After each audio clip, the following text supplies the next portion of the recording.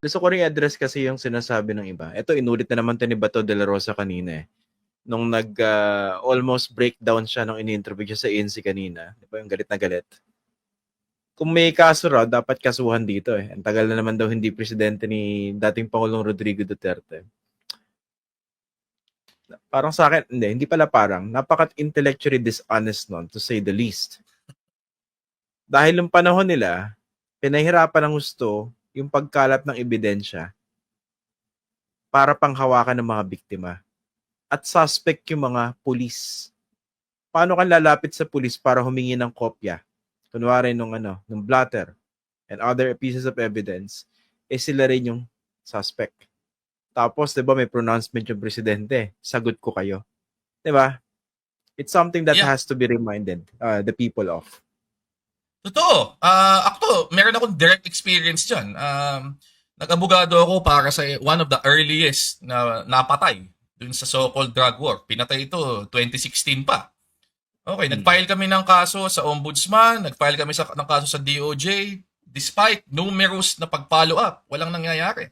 At sa kasong ito, may advantage pa kami dahil nagkaroon ng Commission on Human Rights investigation na merong finding na merong violation na ginawa yung mga pulis. Nakapangalan pa yung mga pulis. So, yun ang kinasuhan namin. Wala. Hindi umandar. So, tama ka eh. Conveniently kinakalimutan na meron talagang atmosphere noon ng non-accountability. Kasi kung mismong presidente ang nagsasabi, 'di ba, na utos ko 'to, sagot ko kayo, 'di ba? Talagang senyalis 'yon sa lahat ng mga kawani ng pamahalaan. Lalo na yung mga institutions na dapat nagpapatupad ng mga prosecutions tulad ng DOJ, 'di ba? Madaming statement nga yung mismo DOJ secretary nung panahon na 'yon, eh. 'Di ba? Na parang hindi mali yung nangyayari. Si Senator Yeah. Bato de la Rosa na nung panahon na yon ay PNP chief. Madami din siya sinabi, 'di ba? Na supportive of yung nangyayari nung panahon na yon. So, yun nga eh, tama ka eh. Napaka convenient na kinakalimutan ba yung contextual. At pangalawa, ito yung isang puntong gusto kong erase on bakit hindi dito. Kasi dito pwede pa niyang erase actually ang ang defense ng immunity eh. 'Di ba? Talaga? Miski hindi na siya presidente? Ang sasabihin niya kasi, nung ginawa ko yan, ginawa ko in an official capacity. As Okay. president. As president. Diba? So, theoretically, pwede niyang erase as a defense yung fact na lahat ng mga yan in the nature of official acts. Okay? And therefore, protected ako. Isa rin dyan sa, ito, parang meron tayong konting ironic historical perspective. Isa yan actually sa mga depensang ni Reyes nung pamilya Marcos nung dinimanda sila sa Hawaii for human Ah, rights violations. mm. 'Di ba? Ang Yung claim class action nila, suit. yung class action suit. Hindi pwedeng panagutin si dating Pangulong Marcos kasi nung ginawa niya lahat 'yan, presidente siya. So covered siya ng state immunity. Kasi dalawa yung concept nun eh. Immune ka while you are in office from all suits, kahit na walang kinalaman sa iyong opisina. Okay, yun yung doctrine ng presidential immunity. Pero after the fact, meron ka ding immunity for all official acts na ginawa mo. So ako, isa yung magiging problem kung dito sinampa yung kasong ito, di ba? Pwede niyang i-claim na ganun. Whereas sa International Criminal Court, walang ganong distinction. In fact, parang feeling ko nga karamihan ng mga nililiti sa International Criminal Court, mga may kinalaman sa gobyerno mga heads of state o mga government officials na nung panahon nila habang sila ay nakaupo ay gumawa nitong mga malalalang krimen na ito, genocide, crimes against humanity, war crimes, etc. Tsaka sa akin, Attorney Barry, huwag na tayo magplastikan dito. Huwag na tayo magbulahan eh. Yung nire-raise na lang issue ng sovereignty, tsaka yung fina-fire up nila yung patriotism ng mga Pilipino. Yung, hindi, Pilipino tayo. Huwag tayong magpasakop sa mga banyaga. Sa akin, ano yun eh. It's a ruse. R-U-S-E. Sa mga nanonood na trolls ha. Binubudol kayo. Kaya naman ginagamit yung puntong dalawa na yan, yung dalawang punto na yan, dahil gusto lang protektahan yung isang puon. Yun lang naman talaga yun eh.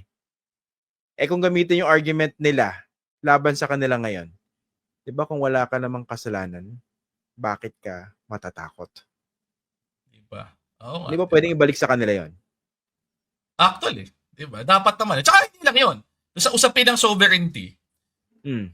mahigit halos 3 taon nang di ba? Parang nananawagan ang kung sino-sino kay VP Sara Duterte na magsalita ka naman tungkol dito sa pakihimasok ng China sa West Philippine Sea. Magsalita ka naman tungkol dito sa issue ng Pogo. Magsalita ka naman tungkol dito sa mga lumalabas na balita na may mga nag-iispya ng mga Chinese national dito. Wala. In fact, mag-issue pa sila ng statement na hindi kasi sa gobyerno, hindi ko trabaho yan. Trabaho yan ng Department of Foreign Affairs. Di ba? Yun yung punto. Pero pagdating pala sa ganong klaseng foreign issue na meron ng interest yung kanilang pamilya, ay ba, ayan na, magkasalita na kami. Di ba? Biglang-bigla mahalaga ang soberanya at defender kami ng independence ng Pilipinas. So, hindi lang sa halata yung yung interest dito, 'di ba? Sabi mo nga, 'di ba, na parang ang interest naman talaga protektahan lang yung kanilang principal, 'di ba? Pero meron din talagang malinaw na hypocrisy at inconsistency dito sa usaping ito na minsan nakakadismaya talaga pag nakita mo. Ito, sige. Speaking of inconsistencies, ito nilugar na ito ni former Senator Leila de Lima. Naglabas siya ng video message addressed to Senator Alan Peter Cayetano. Of course, si Alan Peter Cayetano, umupo siya bilang Foreign Secretary ni dating Pangulong Rodrigo Duterte at isa ito sa mga talagang nagtanggol doon sa kanyang madugong drug war. Again, it's public record. Mapapanood nyo po, mababalikan nyo po yung record na yan. Pero naglabas siya ng pahayag sarili niyang video message. Sabi niya, napaka-importante na yung ating system of laws, lahat po ng judicial process, lahat po ng remedies under the law, ma-accord sa ating Pangulo. Tama naman. Tama. Kaso, ano ba yung kasabihan? Yung pag mas maliit yung tao tapos hindi mo pinagtanggol yung karapatan niya, yun yung true test, di ba? Tama ba? Ganun ba yung kasabihan? Tama naman. Oo. Ibig sabihin, pag presidente pala, dapat gamitin yung pamantayan ng batas. Pero pag maliliit na tao at sinabihan ng presidente gamit yung pulpito niya sa Malacanang, adik ka. Okay ng patayan. Yun na nga. Tsaka ang nakatatawa ako dito, it's not as if walang resources si dating Pangulong Duterte para protektahan yung kanyang karapatan dito.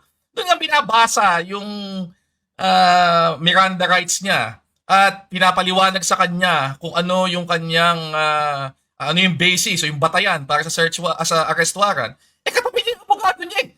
Di ba? Di ba? Ako, ilan doon sa mga, wag na yung mga pinatay. Sige. Yung mga hinuli. Di ba? Libo-libong hinuli ng mga drug suspects. Nakakita man ng anino ng abogado. Di ba? Yes.